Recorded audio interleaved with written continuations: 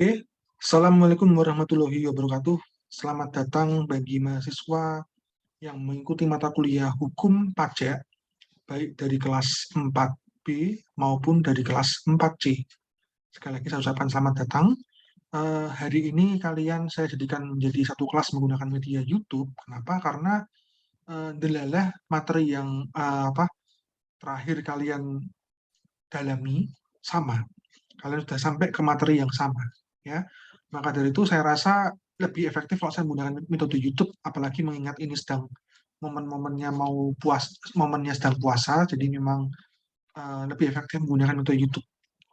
Dan tak terasa juga hari ini sudah pertemuan ketujuh. Artinya kalian secara lehal sudah memenuhi untuk bisa mengikuti UTS, ya.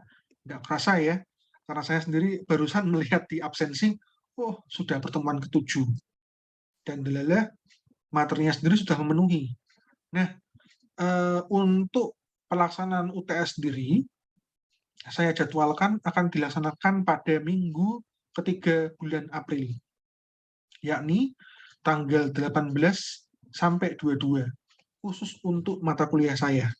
Oke, tanggal 18 sampai tanggal 22. Oke, terus untuk pelaksanaan UTS-nya nanti sifatnya adalah online, kalian nanti mengakses di SIP, kemudian kalian ya sama seperti tahun sebelumnya. Oke. Nah, untuk materinya saya rasa tinggal dikit aja, saya hanya sekedar mengulas saja. Oke. Nah, berikut adalah materinya. Nah, kita kemarin sudah sempat membahas mengenai PPN dan PPNBM. PPN ini merupakan pajak pertambahan nilai di mana ini sistemnya ya sederhana aja. Barang yang dijual secara legal itu langsung kena pajak 10%. Pajak ini dikenal dengan istilah PPN. PPN ini dikenakan untuk semua jenis barang ya. Nah, beda dengan PPN, ada juga yang dikenal dengan istilah PPNBM. PPNBM merupakan pajak untuk barang-barang mewah.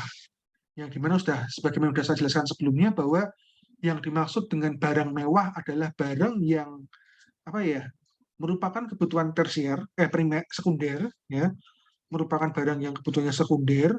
Terus harga barang ini sebenarnya jauh melebihi dari fungsi dari barang tersebut. Contohnya, barang sekunder adalah barang-barang yang tidak diperlukan manusia pada umumnya untuk bisa bertahan hidup, seperti jam. Ya, saya rasa mahasiswa di sini kebanyakan kalau melihat jam pakainya handphone atau mungkin lihat jam dinding. Saya rasa kalau jam itu bukan hal yang secara mutlak diperlukan oleh manusia. Pada faktanya, jam ini malah sudah menjadi kayak semacam gaya hidup. Ya, orang-orang terkadang menunjukkan kekayaannya dengan menggunakan jam tangan sebagai patokan. Oh, jam tangannya merek Alexander Christie misalnya, mereknya apalagi ya, saya nggak tahu merek-merek itu. Oh, ini Rolex misalnya. Nah, padahal kalau kita lihat ya, baik jam tangan yang murahan yang harganya sekitar 50.000 atau mungkin 250.000 lah paling mahal, dibandingkan dengan jam Rolex yang harganya hingga puluhan hingga ratusan juta rupiah, memiliki fungsi yang sama, yakni menunjukkan jam. Nggak lantas ketika kalian beli jam tangan yang harganya miliaran itu, waktu kalian bisa jadi lebih lambat. Enggak, sama aja. Waktu di jam manapun tetap sama. Setiap manusia memiliki waktu yang sama. Ya. Nah, hal inilah yang menjadi dasar bagi pembebanan yang namanya PPNBM. Yang komoditas ini biasanya pajaknya itu sekitar berapa di sini? 35% kayaknya. Tapi tergantung jenisnya ya. Jenisnya di sini ada yang PPNBM untuk kendaraan bermotor sama yang non kendaraan bermotor. Jumlahnya bervariasi tapi di kisaran 35%. Contoh yang paling kelihatan ya tadi, jam tangan merek Rolex. Kalian kalau beli jam tangan merek Rolex di luar negeri, masuk ke Indonesia, karena pajaknya bukan main. Sekarang katakanlah kalian beli harganya 500 juta rupiah ya. Beli 500 juta rupiah. Kalian nyampe ke Indonesia, kena pajak. 500 juta kalikan 35% berapa udahan? Ngeri kan? Itu PPNBM. Tapi biasanya ya orang-orang yang membeli jam merek Rolex justru malah merasa bangga dengan pemberian pajak tadi. yang mana juga saya pernah bahaskan sebelumnya, PPNBM ini merupakan perwujudan lebih lanjut daripada spirit dari penarikan pajak yang dulu pernah saya bahas. Mungkin kan masih ingat bahwa pajak itu pada dasarnya sebenarnya pemerintah pengen membuat pajak ya, terutama di Inggris waktu itu, pengen membuat pajak di mana orang itu bukan lagi membayar pajak bukan karena terpaksa, tapi karena dia justru malah berlomba-lomba. Karena dengan membayar pajak, mereka merasa mendapatkan prestis tertentu. Ambil contoh, dulu saya pernah membuat intermezzo bahwa di Inggris pernah ada peraturan di mana kalau ada pajak untuk memelihara jenggot. Kedengarannya lucu memang, loh ngapain juga kita melihara jenggot suruh bayar. Kedengarannya memang lucu, tapi pada faktanya ada alasan tersendiri kenapa hal itu diberlakukan. Kenapa? Karena pada masyarakat Inggris zaman dulu memelihara jenggot itu bukanlah hal yang mudah. Harus ada vitamin rambut dan kemudian harus untuk bisa memelihara jenggot yang bagus itu nggak bisa kerja di tempat-tempat yang lingkungannya jelek ya, sehingga memunculkan stigma bahwa orang yang bisa memelihara jenggot yang bagus itu adalah dari golongan orang kaya. Nah, inilah yang melandasi pemberlakuan pajak ini. Sehingga apa? Ketika ada pajak ini, maka orang-orang tuh, terutama orang-orang kaya ini merasa kayak, wah, berarti kalau aku membayar pajak ini, aku bisa memelihara jenggotku, sehingga aku akan terlihat sebagai orang kaya. Yang bahkan ketika mereka membayar pajak itu oleh pemerintah dikasih sebuah semacam koin yang gambarnya seorang lelaki berjenggot, sehingga mereka makin ngerasa kayak ini prestis ya, sehingga orang berbondong-bondong bayar pajak ini. Satu hal yang menurut kalian mungkin wah absurd banget ya Pak, memang seperti itu kemudian berkembang di PPNBM ini. Walaupun demikian di era modern ini PPNBM masih belum bisa dianggap sebagai sebuah prestis sendiri ketika membayar. Kadang ada yang merasa, tapi kadang ada juga yang enggak merasa yang merasa tidak itu sebagai sebuah prestis sendiri. Biasanya juga melakukan berbagai macam cara, seperti penyelundupan yang pernah terjadi dulu di Garuda Indonesia dan berbagai macam maskapai-maskapai lainnya. Pernah ada kejadian penyelundupan barang-barang mewah ya. Kayak kasusnya itu yang sepeda sepeda mewah itu loh. Jongker apa sampai lupa namanya itu. Sepeda mewah itu diselundupkan menggunakan pesawat. Ketahuan ya. Cuman 11 unit tok. Tapi ternyata satu unitnya tuh harganya 33 hingga 50 juta rupiah. Itu jumlah yang fantastis ya untuk sepeda lipat kayaknya. Nah, kira-kira seperti itu PPNBM. Nah, kemarin juga saya sudah menjelaskan terkait PPN udah ya, terus juga PPH juga kan udah pernah praktek menghitung PPH kayak gimana. Yang mungkin terakhir saya bahas adalah ini ya mungkin. Jadi bagaimana sih masa depan pajak Indonesia? Saya ambil sebuah contoh ya. Ini baru aja sekitar bulan Maret kemarin, tahun kemarin, Menteri Keuangan itu mengatakan bahwa pendapatan pajak Indonesia ini adalah 374,9 triliun. Pencapaian ini di waktu yang cuma 1, 2, 3, 4 bulan ini sudah mencapai 30,94% dari target penerimaan sebesar 1.229 triliun. Tapi pertumbuhan ini masih bisa dibilang negatif ya. Negatif ini masih kan ya. Bahkan dikatakan bahwa kalau dibandingkan dengan April tahun kemarin itu minus 3%. Jadi ada perubahan harga nih. Tapi di satu sisi lain PPH ini ya PPH badan ya mohon maaf. Jadi PPH itu nggak cuma manusia tapi juga badan hukum. PPH ini di sini tinggi naiknya sekitar 31,1%, cukup tinggi. Nah, terus ada pertumbuhan bruto, pertumbuhan produksi di Indonesia naik hingga 66,4%, yang menggambarkan bahwa PPH ini ternyata naik karena pengaruh dari ini tingkat produksi yang terus naik tiap tahunnya. Jadi artinya Indonesia sudah mulai berubah dari negara yang eksportir bahan-bahan yang sifatnya mentah menjadi bahan-bahan yang sifatnya jadi. Kita bukan lagi sebagai konsumen tapi sebagai produsen seperti itu. Nah, untuk mencapai hal ini juga sudah banyak dilakukan upaya-upaya ya dari pihak Kementerian Keuangan juga negara secara keseluruhan seperti apa namanya kredit lunak dan juga tax amnesty. Intinya supaya apa? Menaikkan jumlah produksi dalam negeri. Karena kalau masyarakat bisa menaikkan GDP-nya atau gross domestic product-nya atau pendapatannya ya, kalau masyarakat naik pendapatannya otomatis pajak juga naik. Nah, sekarang saya ambil ini ya. Ini saya ambil dari ini, Kemenkeu.go.id, aplikasinya. Nah, sekarang saya mungkin akan sedikit lompat. Jadi, saya baru mendapatkan ini data dari Tax Foundation .org. Ini merupakan lembaga yang menganalisis tingkat kompetitif dari pajak-pajak di seluruh dunia. Nah, jadi dia bilang bahwa seperti ini. Suatu negara itu sehat atau enggaknya penarikan pajaknya dilihat dari dua hal.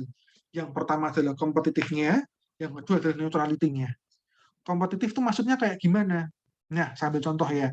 Kompetitif itu misalnya nih, jadi marginal tax rate-nya, jadi nilai rata-rata tax yang dibebankan pada seluruh warga di negara tersebut itu rendah, marginalnya. Jadi apa namanya ya? Tidak ada perbedaan antara orang. Jadi apa ya? Jurang antara yang kaya banget sama yang miskin banget itu kecil, ya. Jadi misalnya nih di negara A, dalam Indonesia, orang yang kaya itu pendapatannya pendapatan per tahunnya 10 miliar, maka ya marginnya sama nilai sama dibandingkan dengan nilai rata-rata penduduk, nilai rata-rata pendapatan satu Indonesia itu nggak terlalu jauh dari itu. Di situ itulah muncullah ini competitiveness index, itu marginal tax rates ya. Terus kemudian neutrality. Nah, neutrality itu dilihat dari apakah ada kayak semacam favorability, mungkin kayak semacam lebih jadi misalnya nih, kalau kamu dari etnis tertentu, maka pajak yang kamu terima lebih tinggi daripada orang-orang etnis lainnya. Ini kalau mungkin bayangan kalian, masa bisa seperti itu Pak? Pada faktanya sering. Di beberapa negara-negara, bahkan ada yang dengan terang-terangan memberlakukan hal ini. Bisa kalian cari, ini banyak banget. Dan terus dari hasil hasil rankingnya, tingkat competitiveness-nya teks kita ada di level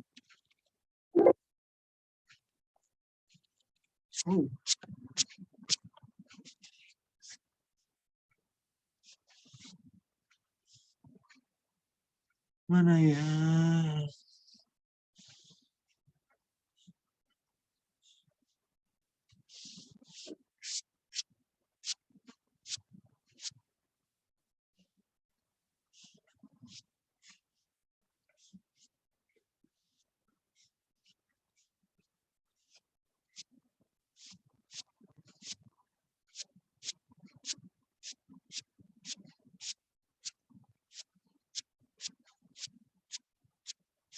Ups.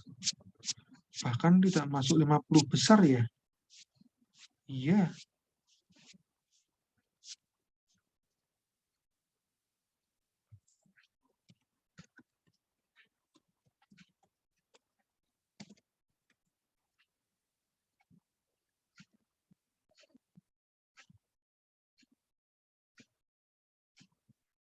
Oke, Indonesia menempatin peringkat 2018. Eh,